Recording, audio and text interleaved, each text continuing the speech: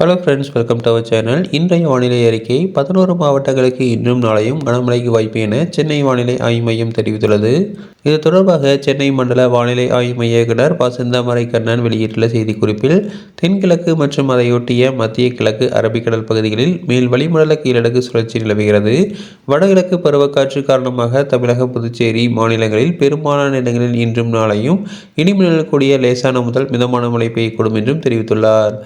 நீலகிரி, கோவை, திருப்பூர், தேனி, திண்டுக்கல், மதுரை, விருதுநகர், தென்காசி, தூத்துக்குடி, திருநெல்வேலி மற்றும் கன்னியாகுமரி மாவட்டங்களில் ஓரிரு இடங்களில் கனமழை பெய்ய வாய்ப்புள்ளது எனவும், சென்னை மற்றும் புறநகர் பகுதிகளில் இன்று வானம் ஓரளவு மேகமூட்டத்துடன் காணப்படும் என்றும், நகரின் ஒரு சில பகுதிகளில் இடிமின்னல் கூடிய லேசான முதல் மிதமான மழை பெய்யக்கூடும் என்றும் தெரிவித்துள்ளார்.